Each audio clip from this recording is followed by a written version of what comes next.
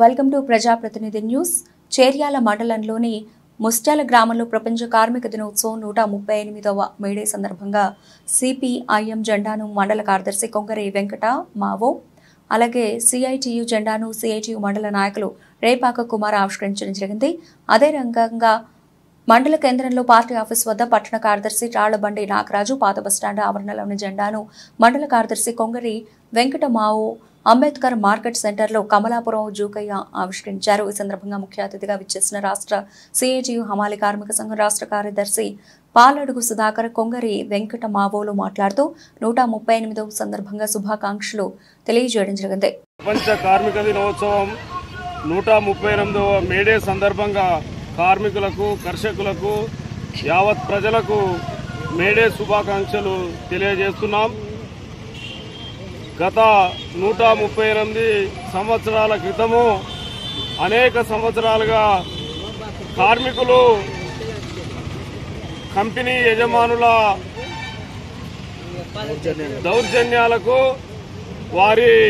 వారు పెట్టే ఇబ్బందులకు రోజంతా పని చేయాలి, మీ కుటుంబంతో మీ పిల్లలతో సంబంధం లేకుండా ఇక్కడ వెట్టి చాకిరీ చేయాలని చెప్పి నిర్బంధించినప్పుడు చికాగో నగరంలో కార్మికులంతా ఏకమై మాకు శాంతి కావాలి, స్వేచ్ఛ కావాలి, పనికి తగ్గ వేతనం కావాలని చెప్పి రోజులో 24 గంటల్లో 8 గంటలు పని చేస్తాం, ఇంకో 8 గంటలు నిద్రకు కేటాయించాలి, ఇంకో 8 గంటలు కుటుంబంతో పిల్లా పాపలతో సుఖంగా జీవించాలి, సంతోషంగా గడపాలని చెప్పి ఈ 24 గంటలను 8 గంటల పని రావాలని చెప్పి ఆ రోజు పోరాటం జరిగింది.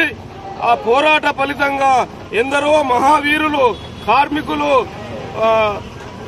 అమరులైన పరిస్థితి ఉన్నది. వారిని స్మరించుకుంటూ ఈ రోజు మనం 8 గంటలు సాధించుకున్నాం. ఇప్పటికి 138 ఏళ్లు గడిచింది. ఈ మధ్య కాలంలో కేంద్రంలోని బీజేపీ ప్రభుత్వం భారతదేశంలో మళ్లీ 8 గంటల పనిని క్రమక్రమంగా 12 గంటలకు తీసుకొచ్చి కార్మిక చట్టాలను మొత్తం కాలరాస్తున్న పరిస్థితి ఉన్నది. ఓ పక్క కుల మతాల మధ్యన చిచ్చులు పెట్టి, మరో పక్క కార్మికులకు వెట్టి చాకిరిని మళ్లీ అమలు చేస్తున్న పరిస్థితి ఉన్నది. ఈ 138వ మేడే స్ఫూర్తితోటి భారతదేశంలో ఈ మోడీ ప్రభుత్వం మీద మరో పోరాటం తీసుకురావాలి, ఈ మోడీ ప్రభుత్వాన్ని గద్దెదించాలి.